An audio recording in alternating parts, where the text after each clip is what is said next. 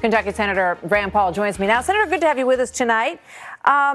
First question, what changed your mind when you met with Mike Pompeo? You know, one of the things I've always liked about President Trump was that he's unequivocally says the Iraq war was a mistake. What I've been concerned about with Director Pompeo is I wasn't sure if he shared the president's vision because, you know, the Iraq war and regime change led to a lot of chaos in the Middle East. Same thing happened in Libya when we did regime change. And so I want whoever's to be Secretary of State to understand where President Trump's coming from. And so last week, the president asked me to meet with Director Pompeo. And out of respect for the president, I did meet with him. Then we talked again today. I've talked to the president several times. And the president reiterated in very strong terms that we've been at war in too many places for too long. And I think the president's going to surprise a lot of people by really, really trying hard to get us extricated from some of these wars. Did he assure you that he would leave Syria? I think it wasn't so much specific on timetables and places, but I would tell you that the president and I share a great deal when we talk about the desire to bring some of our troops home and to have our troops protecting our country and not spread out across the world. And so I think you'd be surprised when you see and hear the conversation between the two of us.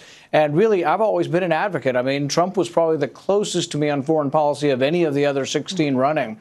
And so I've always been an advocate and a supporter of the president on this. Yeah. And I want to make sure the people around him share his vision. And over time, I'm coming to believe that, and I'm hopeful, you know, that Director Pompeo does share that vision. But the president told me one way or another, it's his vision, and he's not going to be persuaded to start more land wars and have hundreds of thousands of troops in the Middle East, no matter who's around him. We'll see. You know, President Macron is there right now trying to convince him that he should not leave Syria and that he should not pull out of the Iran deal. But I want to ask you about this because President Trump said the other day, Rand Paul's a good man. He never lets me down. And obviously, in your home state of Kentucky, it's a good move to support the president. Did either one of those things weigh on you?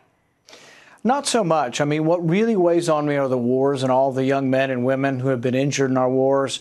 My wife and I work to try to help some of these severely injured veterans, and my heart goes out to them. And I just see that now people are admitting, Pompeo and the president are admitting there's not a military solution in Afghanistan. I just can't send one more soldier. So really, it's my voice and having that voice and using that voice to try to end these wars that motivates me, not political considerations. There were also critics who said that perhaps you didn't want to be the only member of the GOP to vote to approve John Kerry and not approve Mike Pompeo.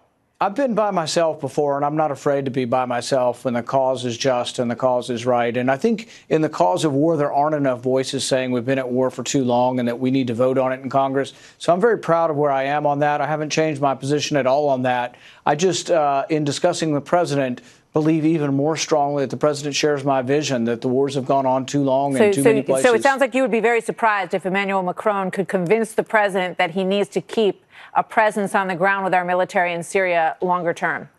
Well, I think that would surprise you. If we were there 5 years from now with 50,000 troops, I'd be aghast, and I couldn't believe that it would happen under President Trump. I think the president does want to draw down the troops, and it's a complicated dance to figure out how and when to do that and how fast to do it.